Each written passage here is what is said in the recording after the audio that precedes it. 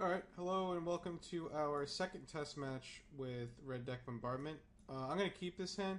It's not the greatest, but I'm on the draw. And it has a lightning bolt going for it. It has a dragon fodder. The panic spellbomb's not really great, but it's got 3 lands. Unfortunately, the artifact land in my hand is not a great furnace, so if I top deck a Goldoth the Rebirth, I can't play it turn 1. Which sucks. I hate my life. Yeah. So, play the... God dang it. Oh, damn it. We'll play the Panic Spellbomb. Oh, damn it. Yeah. Excuse me. So, I'll play the Panic Spellbomb. And... yeah. So, it looks like I could be up against some type of... screw you, Great Furnace. Some type of Delver strategy. I'm just going to play the Dragon Fodder here because it's 2 mana and I can get it under a counterspell. Yes, I could have played Goldoth the Rebirth off of the Great Furnace and Lightning Bolted a Spellstar Sprite, but I'd rather just go 2 Goblins. I think actually I'm up against Blue-Red Is It Blitz. Yeah, that's what I'm up against. Is It Blitz? Not a great matchup game 1 for sure. You don't have much in the way of removal, but it's certainly not bad games 2 and 3. So here we're just going to play out some tokens, and then we could actually end up winning next turn. 5, 6, 7, 14, 17. Oh man, if I was to draw another Bolt or Reckless Abandon, I could have actually won the game. I guess I was pretty much on autopilot there, sacking the Great Furnace and then going Dragon Fodder. I should have sacked the Darksteel Citadel, but I was on a bit of autopilot there. So that's something to keep in mind. But let's go and Ponder, though. I don't actually die to Nivik Cyclops being 10 power.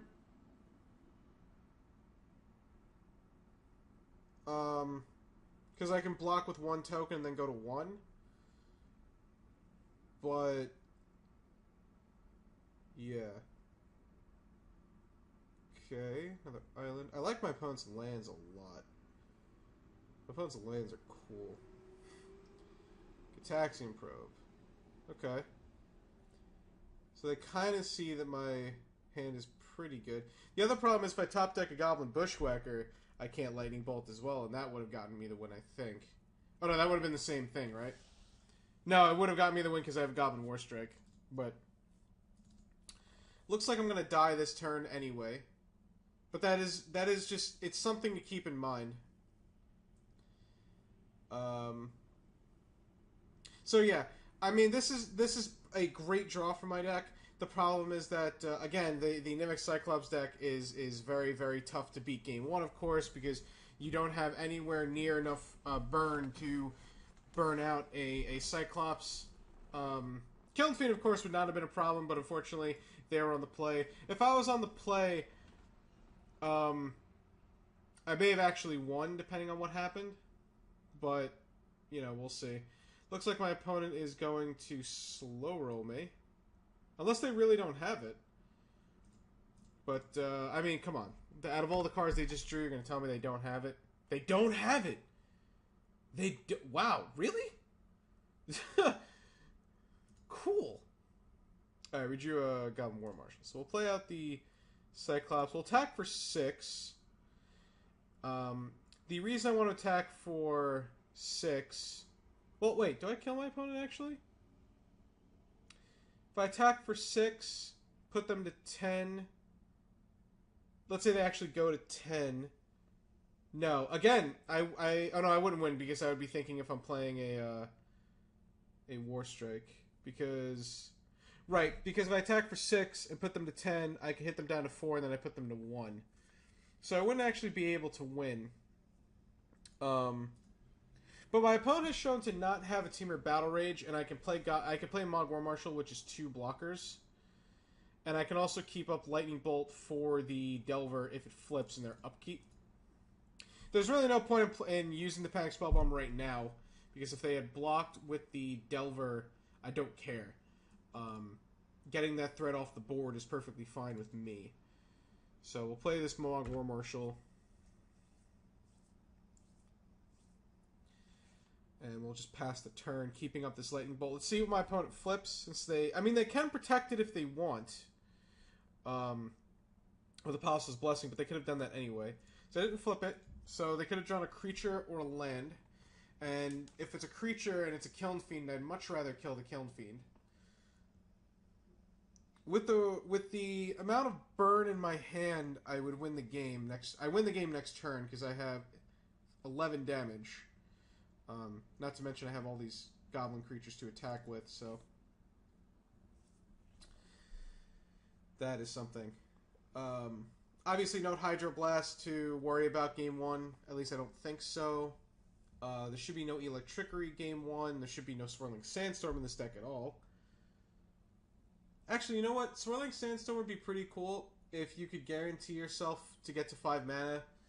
So, you could go Swirling Sandstorm into, what's the name of that card? Apostle's Blessing? That would actually be pretty cool. So, my opponent's just passing the turn. Interesting.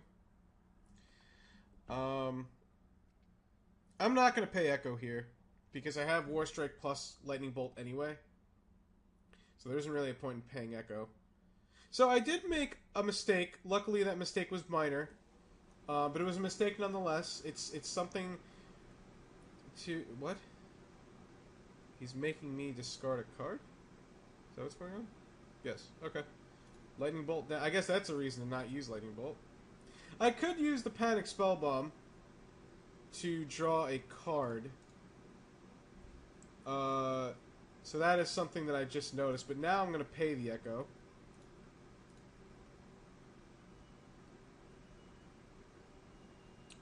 I drew Bushwhacker. Okay, well. Make you not block. Always yield. So no. Yeah, the reason that I didn't want to draw a card is because I figured, well, losing the Lightning Bolt to keep the Mogg War Marshal on the board is probably a better deal. So I'll go ahead and hit for 8 anyway. And then kill my opponent, most likely. Okay. Bolt a token, sure. Bolt 2 tokens, sure. So now they're going to go to 4, but I will be able to attack with 6 dudes. Oh, that was another thing, I guess, also, is that if I draw a card, I can't cast both the Lightning Bolt and the Goblin War Strike anyway. As where here, I can pay for the Mogg War Marshal, keep this as a guaranteed creature on my side for Goblin War Strike if they have 2 removal spells, so... That wasn't something I was obviously thinking about, but still, it was still something to think about. But yes. So against this deck, I don't think Raid Bombardment's actually very good. I think it's very slow. And I think Goblin Caves is actually pretty good. I think I'm only going to bring 2 in, though, on the draw. And I think Lightning Bolt's actually not that good in this matchup. Like, it kills Kiln Fiend, but Reckless Abandon deals 4 damage, which kills a... Mimic Cyclops. Wow, I'm blanking on names today. And I like Goblin War Strike for the Swarm aspect. And I like the, I want to keep the Ornithopters in at 3 for the Cold Oath Rebirth, so. There's that. So, after playing with this deck a bit more, I can tell you that your Blue-Red Delver matchup is really not very good. I'm going to keep this hand. Yeah, I'm going to keep this hand. I think this hand's okay. It has an Ornithopter to sack to the Reckless Abandonment, or Reckless Abandon, and if I draw a second land, this hand's in business. Oh, my manners. Oh, well, too late anyway. I don't get alerted whenever somebody says something to me, which is annoying. Ooh, second land, Alright, we're going to play the Goblin Slider. I'm going to keep the Ornithopter in my hand, though, just in case my opponent has something to do against it. And my ringer is really low for some reason. Or just not on at all. So they bottom with the preordain as well. That is something to keep in mind. So yeah, your blue-red Delver matchup's not great.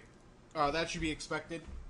The difference between this deck and red deck wins is that you're dealing with a bunch of 2 power and 2 toughness dudes instead of dealing with a bunch of 1/1s that not only die to Electrickery, but also that that also can't really get through a Augur of Bolus. So the problem is you're swarming with 1/1s, but 1 Electrickery, 1 Swirling Sandstorm, and you're done. As where with the red deck wins deck, most of your creatures, if not all of them, have haste, and they're all 2 toughness, so Electricity doesn't do anything, so it's 1 less sideboard card. Your matchup against Teachings is not bad,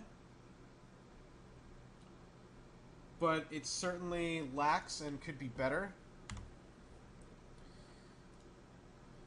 You know, I got more strike. Alright. We're going to play fodder here, though, of course, because it's just better to get that on the board. And then next turn, if we draw another land, we can go Mog Raider, Bushwhacker, and then we have Abandon plus War Strike to finish off the game. Ooh, excuse me. Alright, third land. So my opponent top before. And there is a Kiln Fiend. Okay.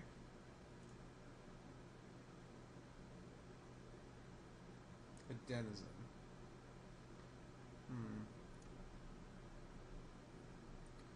Could play Bushwhacker, but that doesn't seem very good. An Ornithopter's not a goblin, so that doesn't really make a difference.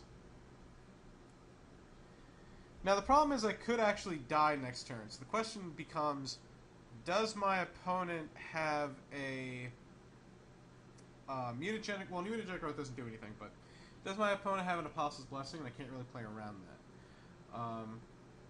So what is my best course of action? Well, I think my best course of action is to play the Mog Raider, see what my opponent says about it, and then attack with all my dudes. Since Reckless Abandon is unfortunately not an instant, I will have to lose one of my dudes here if I run into some type of spell from the Kiln Fiend. They did not block. Okay, so I'll take 3. And I'm going to play the Ornithopter, and I'm going to kill the Kiln Fiend so that I have another turn to live. Hopefully they don't have Apostle's Blessing, or if they do, I don't die next turn. This is one of the problems, of course, when facing this deck. Now, Pyroblast, of course, is not the best answer to this deck. I mean, it kills Nivix Cyclops, that's true, but does not kill Kiln Fiend. One of the problems with this deck, of course, is that you don't have a... Okay, they're brainstorming. One of the problems with this deck, of course, is that you don't have more Lightning Bolts. Of course, Lightning Bolt is the best answer against the Kiln Fiend. Not exactly the best because of mutagenic growth, but it's still considerably the best.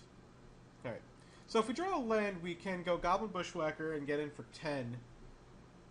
But then, unfortunately, I don't have enough mana to... I don't have enough goblins in play to War Strike for the win. I'd be 2 goblins off. I, of course, also would not win with the Foundry Street Denizen, as that would just be, I think, 11 damage. But, no, I'm sorry, because that would be... No, yes, that would be 11 damage. So, we don't have a guaranteed win next turn, unfortunately. But hopefully I don't die. Another Krenko's Command is not bad. But I think playing Bushwhacker here and threatening some type of lethal would be good. Of course, my opponent could have... Well, if they had Hydroblast, they would have countered this. So they would have had to just draw Hydroblast off the Brainstorm. So we'll see. And they're counting it up at the moment, I think. But pretty sure they're not going to do anything. And I really want to know. Do-do-do. Do-do-do-do-do-do. Alright, let's see. So, I guess if they take 8 and go to 9,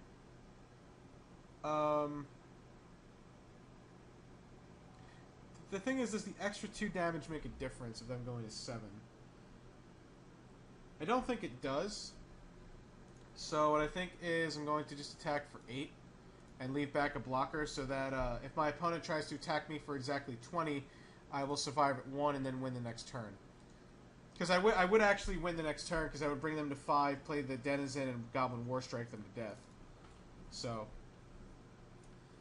my opponent does not win by just going Ataxian Probe, Cantrip, Temur Battle Rage. So that is something. Alright, so they have a Gush, but they played the Mountain, so they're not going to have any extra blue, which is worth noting.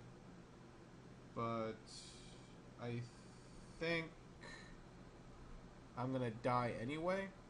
I could also sack everything to... well, that's not good for me.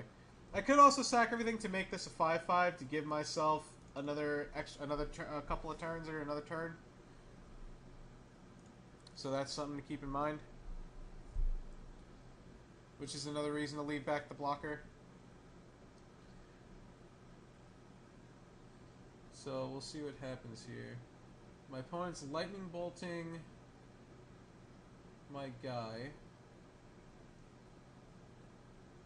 And Temur Battle Raging. Okay, so we'll let the Temur Battle Rage dissolve, let the dust settle. So that's going to be a 13, so that is 26 damage. And I unfortunately can only go... I can't live, right? So I can make this a 5/5, but I already have 3 damage on it. So, because it's still getting another 3, so yeah. Unfortunately, I am actually dead. So we lose. So let's see. It's possible my opponent does not have Electrickery in. I'm going to take out the Goblin Case. I'm just going to try to become actually as aggressive as possible. I'm going to leave him 1 Raid Bombardment just because I think 1 is all I'm going to need. And I think I'm just going to try to not play around. I'm going to try to not play... to try to just not worry about Electrickery. Unfortunately, this hand sucks. This is actually kind of a typical hand you could run into. It's unfortunate, but it does happen. So we're going to mulligan. And the usual of they have 17 lands and they get to keep, and I have 19 lands and I get this. Alright. Nothing I can do. Well, at least we got 2 good games out of it. So that's something. I have no hope. If that's what you're wondering. I need a new hope. I need a new hope. If in case anyone was wondering. Okay. We're getting somewhere. We're getting somewhere. Oh, for anybody wondering why I'm not Goblin War Striking a creature, it says it can only be dealt to players. So, that's also another reason. Okay.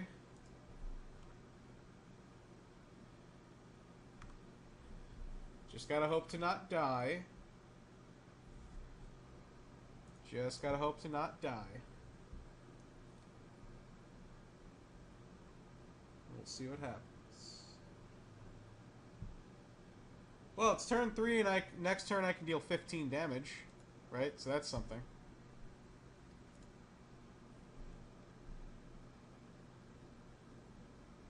No, wait, yeah. So turn 4, and I can deal 15 damage. It's not bad for this deck. Because you could theoretically go, like, turn 1, Cold Out the Rebirth, turn 2, Foundry Street Denizen, turn 3, Goblin Bushwhacker, attack for 11, and then turn 4 win. Which is cool. Okay, so my opponent's not winning next turn, or they're playing around Lightning Bolt. If they attack, I'm going to double block the living crap out of it. Because I think I have to. They could have Apostle's Blessing, but I think I'm willing to take that chance. Because I don't think I'm winning otherwise. Or they could have another Kiln Fiend. Mutagenic Growth, I guess they could have. Oh, they have Lightning Bolt. Okay. Yeah, I should have played around that. I was... Oh my god. That was such a bad play on my part. That was actually just so bad. That I just 2-for-1 myself there. Alright, another Dragon Fodder. Well, I'll play this Dragon Fodder, and I'll get in for 2. Wow, and my opponent's at 21? Jesus. That was so bad. Oh my god. Oh, whatever. Oh, I'm angry at myself right now. I'm actually angry at myself. A brainstorm. Man! My opponent's so lucky. All they draw is cards that draw more cards. It's like that's what their deck does or something.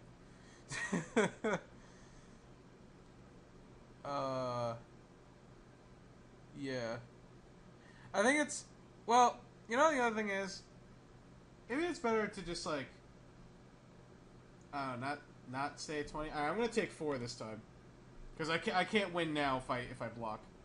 I have to actually try to win the game. Oh, Anemic Cyclops? Oh, I'm probably dead. A Rebirth, you say, eh?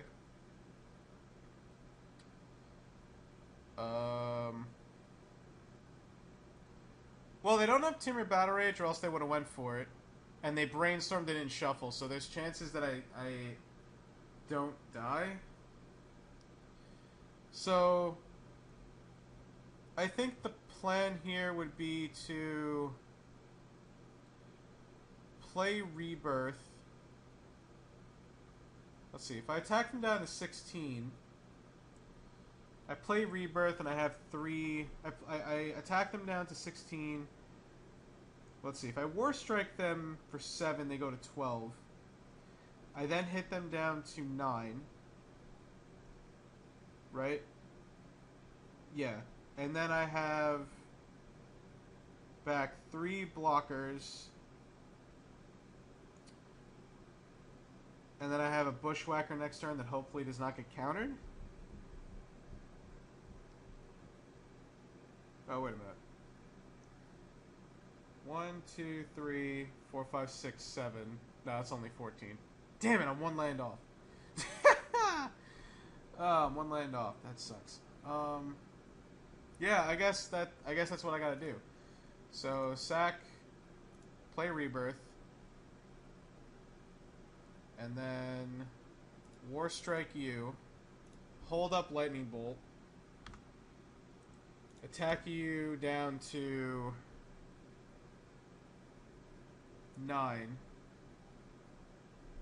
I should not have F6 there, but, I mean, they're going to know I don't have a Lightning Bolt anyway. I haven't killed the Kiln Fiend in forever. And then I have 2 blockers, and then I have Bushwhacker to hopefully attack for the win next turn. So that's pretty much where I am. Oh, they have a Ponder. Damn it! So I soiled it. Soiled it. Let's see, if I didn't block the Kiln Fiend that one turn, could I have won the game? They'd be at, like... Yeah, I probably could have won the game. Because they wouldn't have been at... No, they'd be at 5 right now, I guess. Right? I'd have 2 more block... I'd have 2 more attack... Well, I would have got in for 4. And they would have been at 17. And then this turn, I would have had 2 more attackers.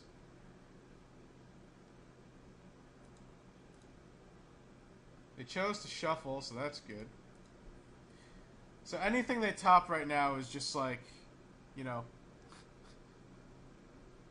Okay. I guess they bottomed. That's something. Yeah. Another preordained. Okay. That's cool. I wish I had a Pyroblast right now. Okay. Sure. Crap. This is not good. Ladies and gentlemen, this is not good. This is not good for the home team. Oh god. Another spell and I'm dead. I die anyway if this gets trampled in some way, so it doesn't matter. Don't do it. Don't do it. I'm telling you, don't do it. I'm asking you very nicely. Son of a... Hope that was entertaining.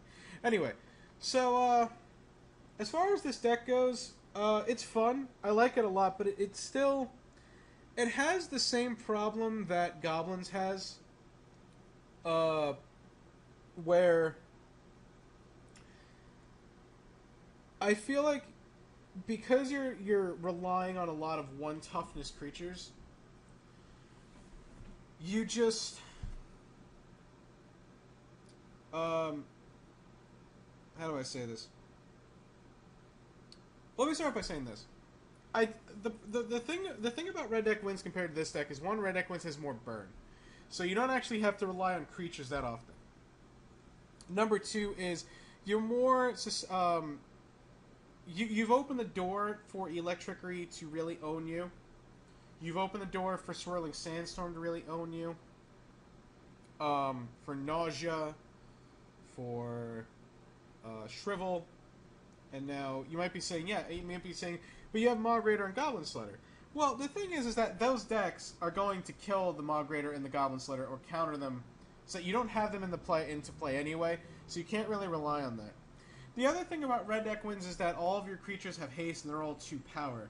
So you're actually attacking your opponent much quicker. You're like...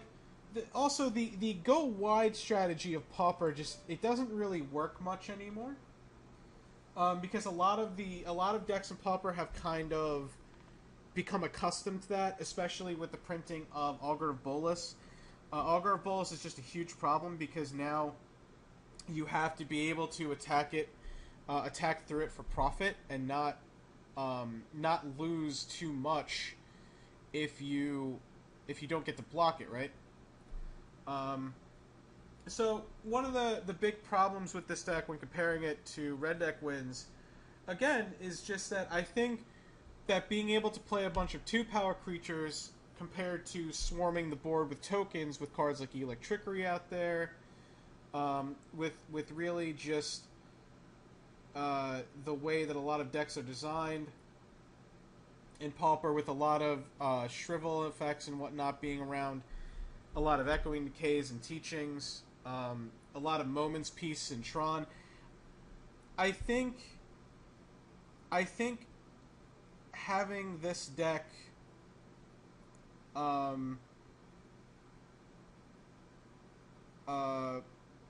is just not as good as Red Deck Wins. Now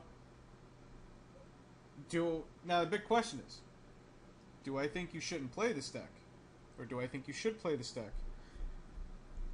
Honestly, I don't think this is a bad deck. I think that if you're going to play Goblins, this is the way to go with Goblins right now. Just because having the Kuldotha Rebirth, Raid Bombardment, Goblin Warstrike plan is pretty good. Having the Dragon Fodder Krankos command thing is really good.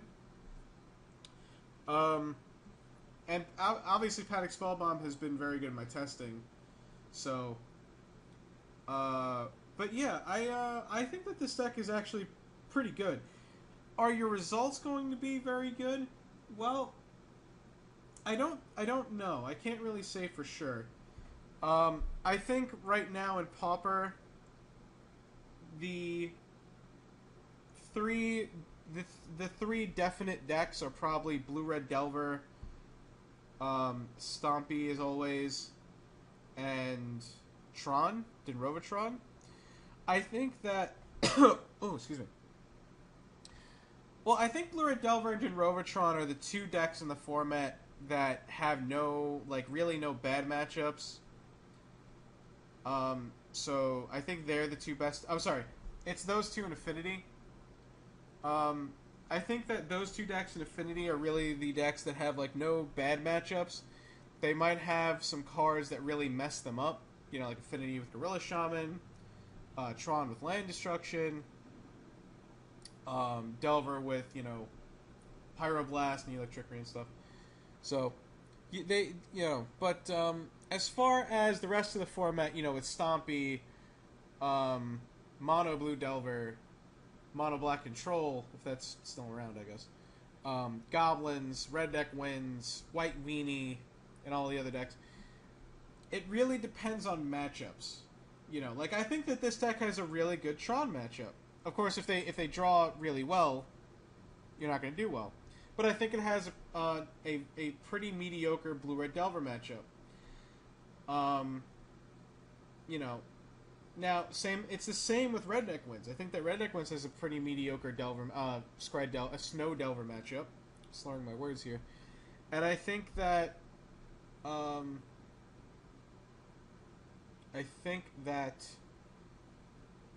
it has a pretty good Tron matchup. You know, so again, is there a reason to play this deck over Red Deck Wins? I don't think so, and I think Red Deck Wins is probably the better deck. But hey, if you guys like Goblins and you miss Goblins, I think that this deck is right up your alley, so... my conclusion is I'm really torn. I can't guarantee you that you'll... I mean, I never guarantee anything, but I can't for sure tell you you'll get very good results with this deck, and I can't tell you that you won't. The best thing I can tell you is try it out, see how you do, let me know what changes you would make, and let me know how you guys do. So that's going to be the conclusion of this. Thank you so much for watching, as always. I appreciate it. Please do check out puremtgo.com, as they have tons of great articles by tons of great people that are all better than me. Because that's how much I love my own work. Please do check out the Community Pauper Challenge on twitch.tv/Community Pauper Challenge. If you guys would like to compete in a Pauper event week after week for free, check out gatherling.com for Pauper Classic Tuesdays. It happens every Tuesday at 8 p.m. Eastern Daylight Time. So that's Tuesday at 8 p.m. Eastern Daylight Time, and it's completely free. It's a regular Pauper tournament for prizes sponsored by mtgotraders.com because they're awesome. Also,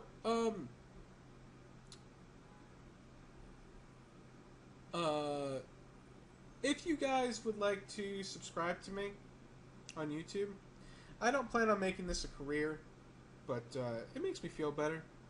I'll be honest, you don't really get anything for subscribing to me. The only thing you get is you get to see my videos as soon as they go up because you'll get alerted, or they'll be in your feed, I guess. I'm not really sure, but yeah, I don't beg you to subscribe to me. I don't require it, of course. I only ask that you guys enjoy my videos and hopefully learn from them if I'm helping anybody by getting better, not worse. I'm probably helping you by getting worse. Wow, do I hate myself. Anyway, but yeah, if you guys want to sub to me, please do. It's cool if you do. You don't need to. But again, thank you guys so much for watching, and I will see you next time. Take care, and have a good one.